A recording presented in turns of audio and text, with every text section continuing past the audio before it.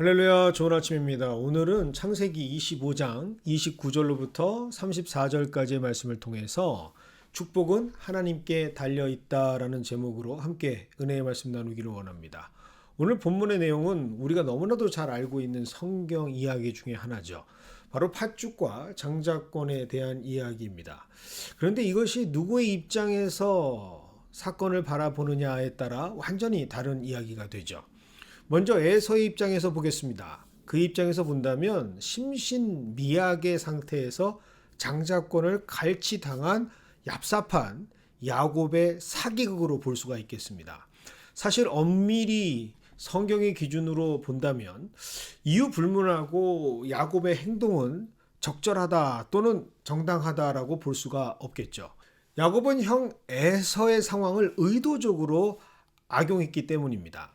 성경은 분명히 형 에서의 상태를 기록하고 있습니다. 29절입니다. 형 에서가 들에서 돌아왔고 그때 심히 피곤했다라고 밝히고 있죠. 야곱, 그가 진정한 동생이라면 이러한 상황에서 거래를 하는 것이 아니라 먼저 그 형에게 호의와 친절을 베풀었어야 합니다. 그런데 야곱은 이 상황을 악한 의도로 이용했던 것이죠. 형 에서가 온전하게 판단할 수 없는 상황에서 형이 가진 권리를 찬탈한 것으로 봐도 무관합니다. 한국의 사법기관에서 실제로 이와 같은 법정 사례가 있어서 그 판례를 찾아보니 판결은 다음과 같습니다. 심신미약 상태에서 그리고 그 상태를 이용해서 체결된 그 어떠한 거래나 계약은 그 법적 효력을 보장받을 수 없다라고 말이죠. 그래서 에서 입장에서 보면 명백한 야곱의 범죄 행위라고 주장할 수 있겠습니다. 동의하십니까? 그런데 또 이제 시선을 돌려서 야곱의 측면에서 접근하면 또 전혀 다른 이야기가 됩니다. 이것은 분명히 정당한 합법적 거래였습니다. 엄연히 따지고 보면 들에 나간 것도 형 에서의 사정이고 빈손으로 허기진 채 돌아온 건 역시 본인 에서의 책임입니다. 마치 야곱이 의도적으로 형이 그렇게 아무런 소득 없이 빈손으로 돌아올 것을 미리 정확하게 예측이나 한 것처럼 아주 치졸하고 비열한 사전의 준비로 부당한 거래를 했다고 치부하는 것 자체가 너무 일방적이고 편협하고 억지스러워 보이기까지 하죠. 사실 야곱이 죽을 끓인 이유는 아주 단순합니다. 야곱 자신이 먹기 위해서였죠. 성경 34절을 보면 야곱이 에서에게 떡과 팥죽을 주었다라고 기록하고 있습니다. 요리를 조금이라도 아시는 분들은 누구나 동감할 수 있는 대목이죠. 이 요리를 위해서 야곱이 얼마나 철저하게 준비했는지 말입니다. 떡 빠진 팥죽은 상상하기조차 어렵습니다. 이러한 그의 준비성은 그의 성격에서도 잘 나타납니다. 이미 본문 27절을 통해서 볼 수 있듯이 야곱은 조용한 사람이었고 평생을 가정 중심으로 살았던 사람입니다. 온순하고 내성적이고 그닥 활동적이지도 않습니다. 특별히 홀로 독박 살림을 하고 있는 어머니 리브가를 도우면서 세심하게 집안 살림까지 챙겼던 요즘 시대로 치면 뇌생남이자 또 요생남처럼 보입니다. 그러니 그날의 경우는 그냥 순수하게 자신이 맛있게 팥죽을 먹기 위해서 준비했던 것이지 사전에 모의한 부당한 거래를 계획한 의도된 포석이 아니죠. 그리고 따지고 보면 이 거래를 시작한 것은 형 에서의 요청입니다. 나름 자신도 그 팥죽을 만들기 위해서 시간을 투자하고 노력을 했죠. 엄연히 야곱 자신 요리의 노하우가 담긴 가치 있는 품목입니다. 더군다나 이 거래는 심신미약 상태에서 벌어진 부당거래라고 볼 수가 없습니다. 야곱은 분명히 두 번이나 형 에서에게 재차 확인합니다. 31절에 명분을 팔라라고 했고 33절에 그것을 맹세하라고 이 거래에 대해 거듭 확인까지 합니다. 그리고 결정적으로 32절을 보면 본인 에서가 이렇게 말합니다. 내가 죽게 되었으니 이 장자의 명분이 내게 무엇이 유익하리요? 아니 장자 명분이 자신에게 유익이 없다고 말한 것은 다름 아닌 본인 에서입니다. 정당하게 그가 원하는 것을 내어주고 내가 진작부터 갖고 싶어 했던 소망했던 그것을 얻었을 뿐입니다. 뭐가 그렇게 부정하고 속임수를 썼다고 평생 사기꾼으로 치부당하고 질타를 받아야 하는지 야곱 입장에서는 참으로 억울할 수도 있을 것 같습니다. 사실 따지고 보면 이 장자 명분은 유일하게 유산을 받을 때만 사용 가능한 권리입니다. 그런데 야곱은 정작 아버지 이삭의 유산을 받은 적이 없죠. 스스로 자주성가해서 오히려 아버지보다 훨씬 더 큰 부자가 되어서 고향으로 돌아옵니다. 단 한 푼도 이삭에게서 유산을 받지 않습니다.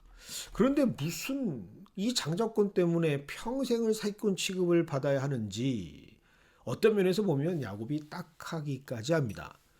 이처럼 오늘 본문은 두 주인공 에서와 야곱의 입장에서 본다면 전혀 다른 이야기가 되고 충분히 나름대로의 주장을 펼칠 수 있는 근거들이 이미 확보되어 있는 팽팽한 접전의 논란거리가 있는 사건입니다. 그러나 그럼에도 불구하고 성경은 왜 오늘 본문을 수세기 동안 삭제하지 않고 이 기록을 유지하면서 오늘까지 이것을 하나님의 말씀으로 전하고 있는 것일까? 그 이유는 의외로 명백합니다. 34절의 하반절입니다. 장자의 명분을 가볍게 여김이었더라. 오늘 말씀의 주제는 바로 여기에 있습니다. 오늘 본문의 의도는 형 에서와 동생 야곱의 행동이 옳고 그른가 그것을 판단하려는 것이 아닙니다. 장자의 명분, 즉 하나님의 축복에 대해서 말씀하시려는 것이죠. 믿음의 사람들, 하나님의 자녀들은 어떠한 자세로 하나님의 축복을 대해야 하는가 그것을 알려주는 것이 주제이고 그것을 아는 것이 핵심입니다. 이것을 알지 못하고 오해하면서 성경 본문을 접하게 되면 자칫 장자의 명분, 즉 하나님의 축복권은 인간들끼리 거래할 수 있는 복권처럼 이해할 수 있습니다. 절대로 본문은 그것을 말하려 하는 것이 아니었죠. 다시 한번 재차 강조합니다. 오늘 말씀은 장자권을 사고 팔았다 거기에 중점을 두고 있지 않습니다. 말씀은 그 거래에 초점을 두고 말씀하고 있지 않다라는 사실이죠.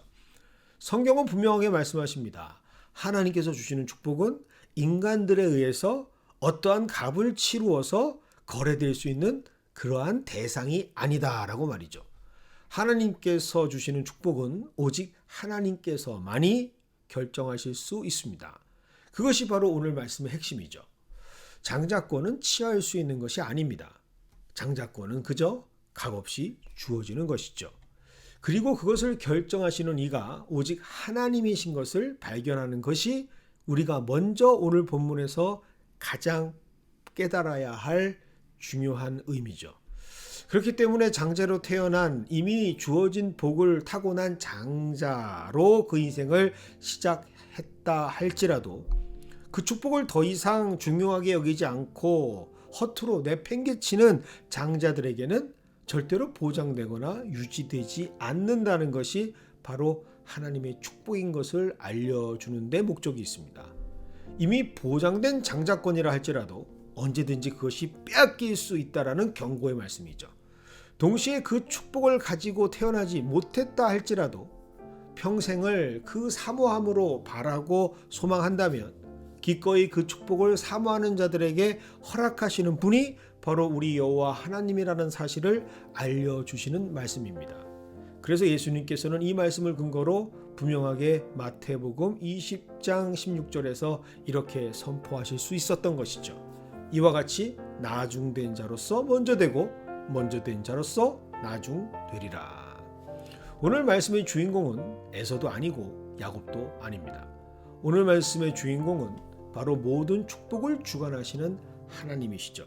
그래서 우리 모두는 이 본문을 통해서 그 하나님의 뜻하신 바를 바르게 깨닫는 지혜가 필요합니다.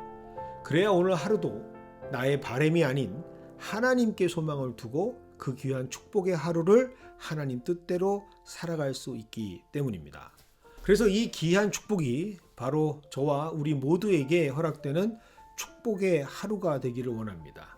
그래야 오늘 우리 삶 속에 주어주시는 하나님의 뜻을 발견할 수 있는 하루가 될 수 있기 때문입니다.